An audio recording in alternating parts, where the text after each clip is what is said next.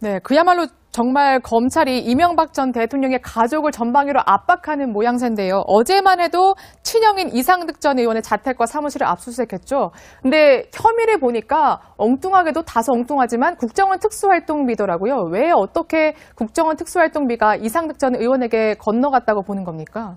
네, 사실 현장에 있던 취재기자들도 굉장히 예상하지 못했던 전개였습니다. 지금 현재 검찰이 파악하고 있는 걸로는 아직까지 구체적인 이상득 전 의원의 요구 사실에 대한 내용은 밝혀지지 않았는데요. 검찰 안팎에서는 2011년 2월에 벌어졌던 소위 국정원 인도네시아 특사단 숙소 침입 사건을 주목하고 있습니다.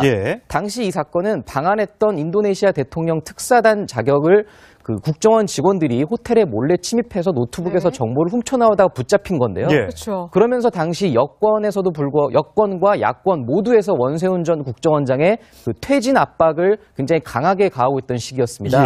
그러다 보니까 원세훈 전 원장이 자신의 어떤 그 재임에 대한 이 연속성을 지키기 위해서 혹시 그 국정원 특활비를 정권 실세들에게 준 게 아닌가 이런 의심들이 지금 나오고 있는 상황입니다.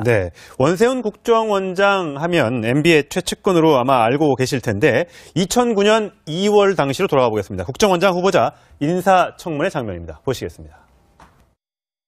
정치 관여라든지 또 그 밖에 불필요한 어떠한 개인의 인권에 관한 문제라든지 이런 부분에 대한 우리 후보자로서는 국정원을 책임질 수 있는지. 그러니까 제가 이제 국정원장이 된다고 한다면은 정말 국정원이 바뀌었다. 정말 국정원이 어떤 정치 개입이라든가 이런 것보다는 국익을 위해서 열심히 정말 일하는 부서다 하는 걸 느끼도록 한번 바꿔보겠습니다.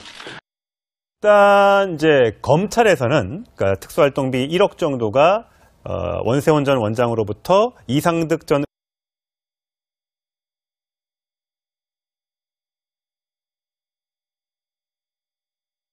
의원에게 건너갔다라고 주장하고 있지만 이명박 전 대통령은 여기에 대해서 부인하고 있는 거죠. 그러니까 전혀. 그러니까 당시에도 계속해서 원세훈 전 원장은 나 그만두고 싶어. 그냥 내가 붙들고 있었는데 뭐하러 구명 로비를 했겠느냐 이렇게 주장하고 있는 거라면서요. 네, 말씀하신 대로 당시 이명박 전 대통령은 원세훈 원장이 자신에게 사의 표명을 여러 차례 했다.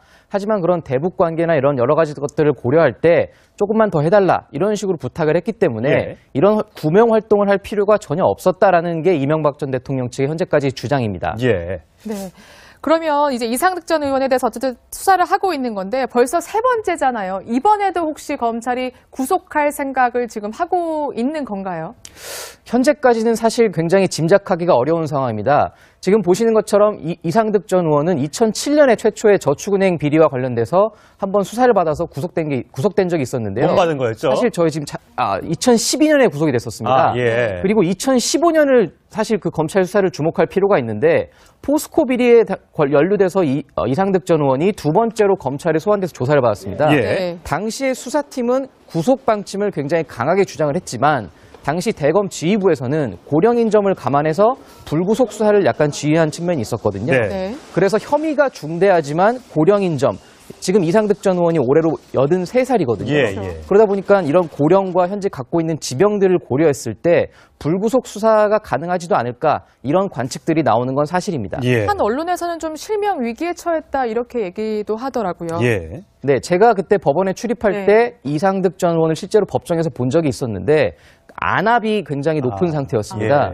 이 안압에 대한 문제가 있어서 당시에 한쪽 눈이 거의 실명 상태까지 왔었는데 최근에도 이 안압 상태가 매우 좋지 않아서 실명 위기에 놓여 있는 것으로 전해지고 있습니다. 지금 화면에 나오고 있는 저 장면이 이제 두 번째 검찰 출석할 때 그 당시의 모습이죠. 네, 맞습니다. 받으면서 굉장히 어렵게 검찰청사에 출석하는 모습인데 사실 이상득 전 의원, 그러니까 형이죠, 큰형, 그러니까 이명박 전 대통령의 큰형 이상득 전 의원 말고도 부인 김윤옥 여사까지 지금 검찰 수사를 받을 가능성이 점쳐지고 있다면서요?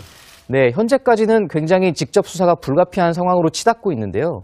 이 김희중 전 부속실장이 검찰에 나와서 진술한 내용이 있었습니다. 바로 이 10만 달러를 김윤옥 여사 행정관에게 전달했다는 진술이었는데요. 그러다 보니까 지금 화면에 보이시는 대로 특활비 수사와 다스 수사 두 갈래로 진행되는 검찰 수사에서 이명박 전 대통령의 가족들이 4명이나 연루되어 있습니다. 특활비와 관련해서는 아까 김희중 전 실장의 진술과 연결되는 김윤옥 여사 그리고 지금 어제 검찰이 압수수색을 시작해서 본격적으로 수사를 벌이고 있는 이상득 전 의원에 대한 특활비 수사, 네. 그리고 다스 의혹에 대한 수사는 지금 현재 120억 비자금 수사와 140억 직권남용 수사가 두 갈래로 진행되고 있는데요. 네, 네. 이 두 갈래 수사에 모두 이상은 다스 회장이죠. 이명박 전 대통령의 큰형 이상은 다스 회장과 이명박 전 대통령의 아들 이시영 씨가 연루된 상황입니다. 그렇군요. 네.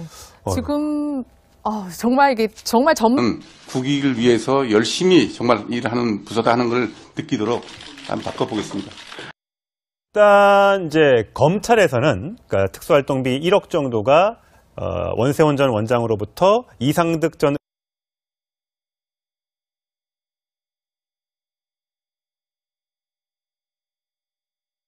의원에게 건너갔다라고 주장하고 있지만 이명박 전 대통령은 여기에 대해서 부인하고 있는 거죠. 그러니까 전혀.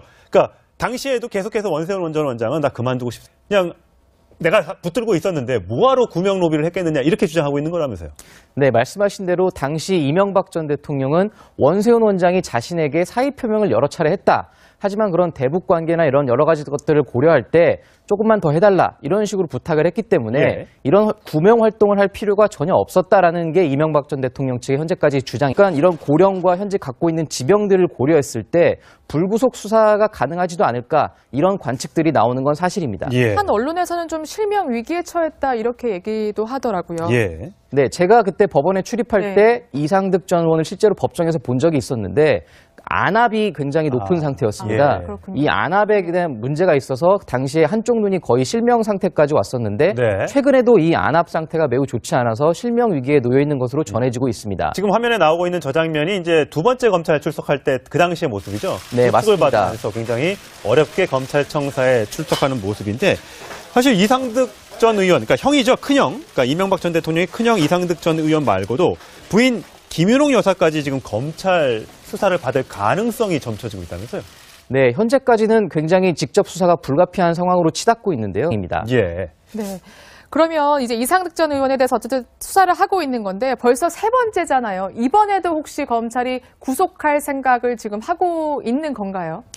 현재까지는 사실 굉장히 짐작하기가 어려운 상황입니다. 지금 보시는 것처럼 이상득 전 의원은 2007년에 최초의 저축은행 비리와 관련돼서 한번 수사를 받아서 구속된 적이 있었는데요. 못 받은 거였죠? 사실 저희 지금 2012년에 구속이 됐었습니다. 예. 그리고 2015년을 사실 그 검찰 수사를 주목할 필요가 있는데 포스코 비리에 연루돼서 이상득 전 의원이 두 번째로 검찰에 소환돼서 조사를 받았습니다. 예. 네. 당시에 수사팀은 구속 방침을 굉장히 강하게 주장을 했지만 당시 대검 지휘부에서는 고령인 점을 감안해서 불구속 수사를 약간 지휘한 측면이 있었거든요. 네. 네. 그래서 혐의가 중대하지만 고령인 점, 지금 이상득 전 의원이 올해로 83살이거든요. 예, 그렇죠. 예. 그러다 보니까 불구하고 여권과 야권 모두에서 원세훈 전 국정원장의 그 퇴진 압박을 굉장히 강하게 가하고 있던 시기였습니다. 예. 그러다 보니까 원세훈 전 원장이 자신의 어떤 그 재임에 대한 이 연속성을 지키기 위해서 혹시 그 국정원 특활비를 정권 실세들에게 준 게 아닌가 네. 이런 의심들이 지금 나오고 있는 상황입니다. 네.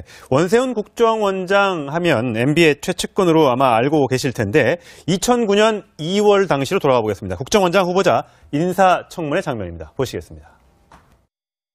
정치 관여라든지 또 그 밖에 불필요한 어떠한 개인의 인권에 관한 문제라든지 이런 부분에 대한 우리 후보자로서는 국정원을 책임질 수 있는지. 네. 그러니까 제가 이제 국정원장이 된다고 한다면은 정말 국정원이 바뀌었다.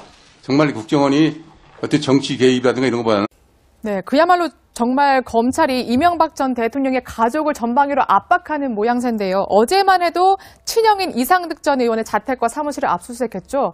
근데 혐의를 보니까 엉뚱하게도 다소 엉뚱하지만 국정원 특수활동비더라고요. 왜 어떻게 국정원 특수활동비가 이상득 전 의원에게 건너갔다고 보는 겁니까? 네, 사실 현장에 있던 취재기자들도 굉장히 예상하지 못했던 전개였습니다.